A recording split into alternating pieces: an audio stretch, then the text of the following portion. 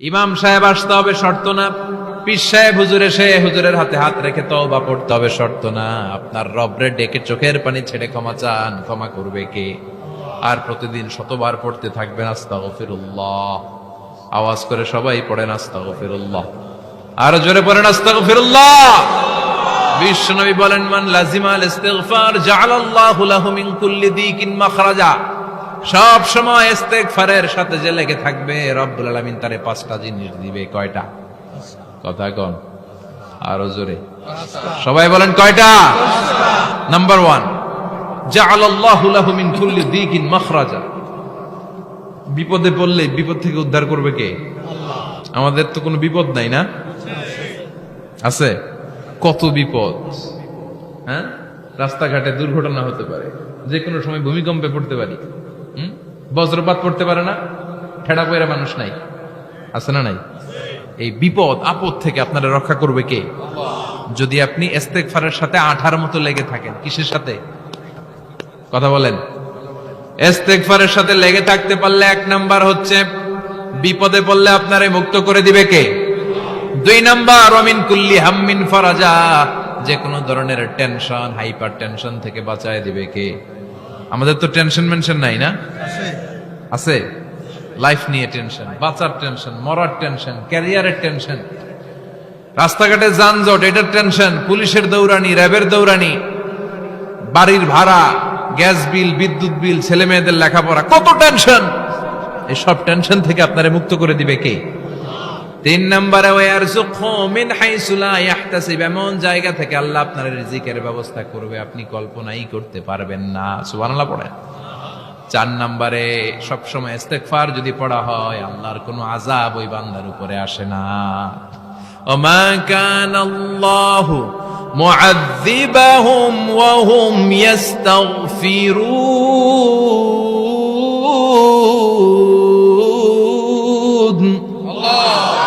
যতক্ষণ আমার বান্দা আমার কাছে ইস্তেগফার পড়তে থাকে, আমার কোনো আযাব বান্দারে পাবে না।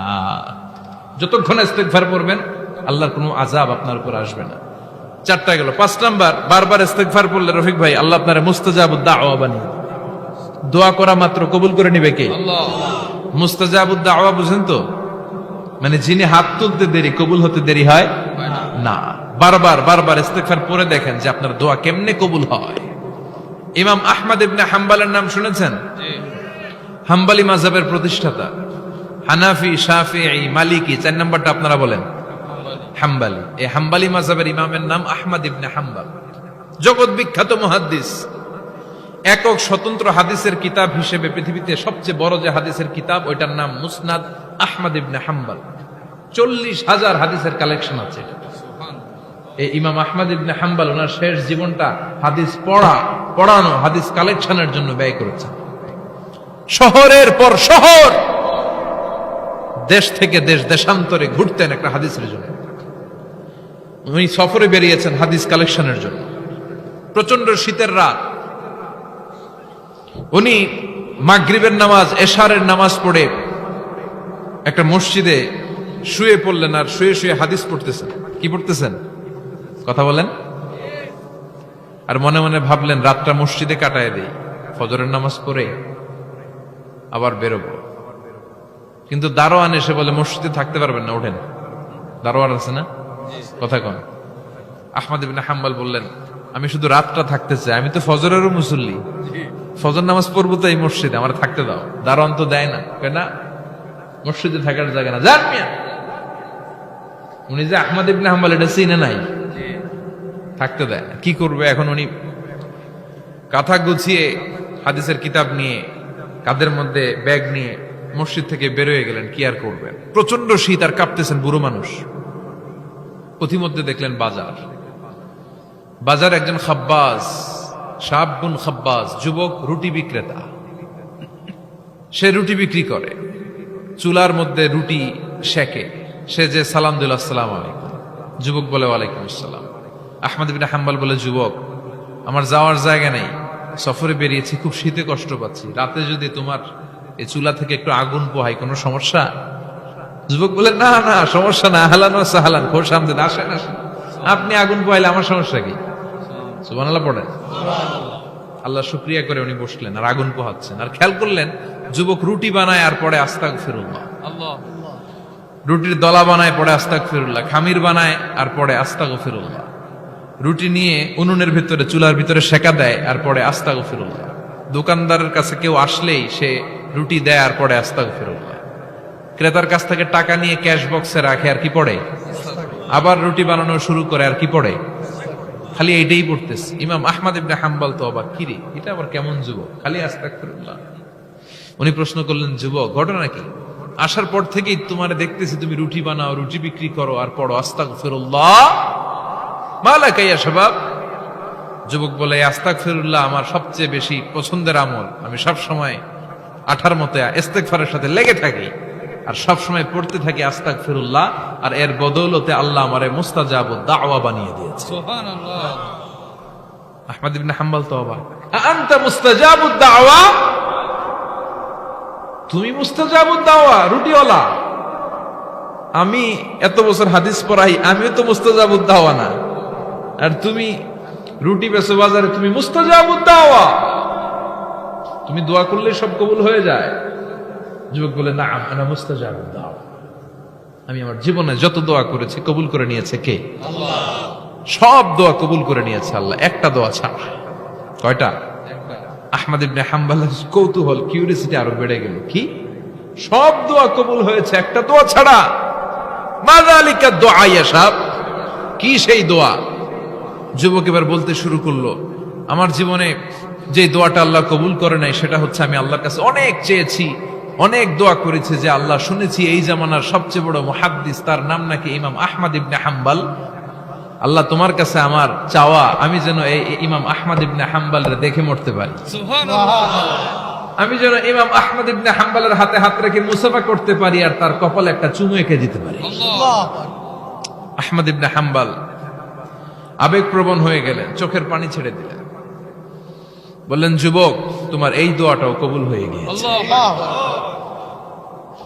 আহমদ ইবনে হাম্বলের দেখা সাক্ষাৎ পাওয়ার জন্য আহমদ ইবনে হাম্বলের বাড়িতে তোমার যাওয়ার দরকার নাই, আহমদ ইবনে হাম্বল তোমার দরবারে ছুটে এসেছে। আনা আহমদ ইবনে হাম্বল মুহাদ্দিসুদ দাহর, আমি নিজেই আহমদ ইবনে হাম্বল। যুবক চোখের পানি ছেড়ে দেয়, আহমদ ইবনে হাম্বল চোখের পানি ছেড়ে দেয়। যুবক চিৎকার মেরে ইমাম আহমদ ইবনে হাম্বলকে জড়িয়ে ধরে, হাতে হাত রেখে মুসাফা করে, কপালের মধ্যে চুমু খায় আর আল্লাহর শুকরিয়া করে বলে, ও ইমাম, আসলে এই দোয়াটাও আল্লাহ আজকে কবুল করে নিল। বিশ্বাস হয় সবসময় ইস্তেগফার পড়লে আপনার দোয়াগুলোর এইভাবে কবুল করে নিবে কে? এই পাঁচটা জিনিস পাবেন সবসময় যদি ইস্তেগফারের সাথে লেগে থাকেন। রাজি আছেন তো? এজন্য বিশ্বনবী সব সময় নামাজে সালাম ফিরানোর পরে পড়তেন আস্তাগফিরুল্লাহ। কি পড়তেন? 3 বার পড়তেন আস্তাগফিরুল্লাহ, আস্তাগফিরুল্লাহ, আস্তাগফিরুল্লাহ। পড়তে রাজি আছেন? ইস্তেগফারের অনেকগুলো আলফাজ আছে, সবচেয়ে ছোট ইস্তেগফার হচ্ছে এটা, আস্তাগফিরুল্লাহ, আস্তাগফিরুল্লাহ। আরো আছে, আস্তাগফিরুল্লাহ আল্লাযী লা ইলাহা ইল্লা হুয়াল হাইয়ুল কাইয়্যুম ওয়া আতুবু ইলাইহি। বিশ্বনবী বলেন, এই ইস্তেগফারটা যদি কেউ পড়ে, আত-তাওয়াল্লি মিন ইয়াউমিজ যাহাফ, যুদ্ধের ময়দান থেকে পালিয়ে আসা কবিরা গুনাহ। কি গুনাহ? কাফেরদের সাথে যুদ্ধ, আমি তাগড়া যুবক, তলোয়ার নিয়ে নেমেছি, আমার দেহের এক ফোঁটা রক্ত থাকা পর্যন্ত আমি যুদ্ধ চালিয়ে যাব, আমি ফিরে আসতে পারবো না, আইনটা কার? ফিরে আসলে কবিরা গুনাহ। বিশ্বনবী বলেন, যুদ্ধের ময়দান থেকে ফিরে এসেছে এরকম কবিরা গুনাহ অবলম্বনকারীও যদি আস্তাগফিরুল্লাহ আল্লাযী লা ইলাহা ইল্লা হুয়াল হাইয়ুল কাইয়্যুম ওয়া আতুবু ইলাইহি পড়ে, ওই কবিরা গুনাহকারীকেও ক্ষমা করে দিবে কে? পড়তে রাজি আছেন তো? আবার সাইয়েদনা আবু বকর বললেন, ইয়া রাসূলুল্লাহ আল্লিমনি দুআআন আদউ বিহি ফি সালাতি, এমন দোয়া আপনি আমারে শিক্ষা দেন যেই দোয়াটা আমি নামাজে পড়তে পারি। বিষ্ণুই বললেন, পড়ো, আল্লাহুম্মা ইন্নী যালামতু নাফসি যুলমান কাসীরান ওয়া লা ইয়াগফিরুয যুনুবা ইল্লা আনতা ফাগফিরলি মাগফিরাতাম মিন ইনদিক ইন্নাকা আনতাল গফুরুর রহিম। সুবহানাল্লাহ পড়েন।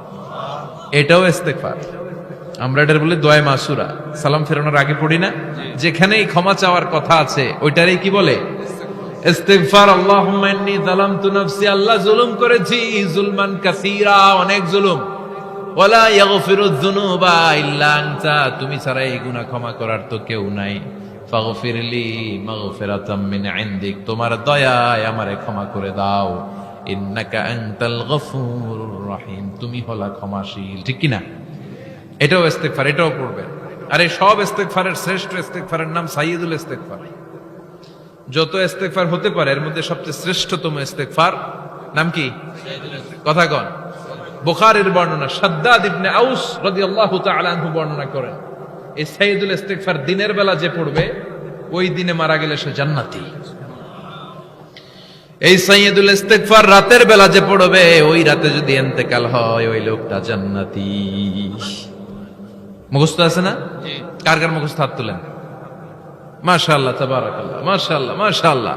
আর যাদের নাই তাদের হোমওয়ার্ক, তাদের আল্লাহুম্মা আনতা রাব্বি লা ইলাহা ইল্লা আনতা খালাকতানি ওয়া আনা আবদুক ওয়া আনা আলা আহদিকা ওয়া ওয়া'দিকা মাস্তাতা'তু আউযু বিকা মিন শাররি মা সানা'তু আবুউ লাকা বিনি'মাতিকা আলাইয়া ওয়া আবুউ লাকা বিযামবি ফাগফিরলি ফাইন্নাহু লা ইয়াগফিরুয যুনুবা ইল্লা আনতা।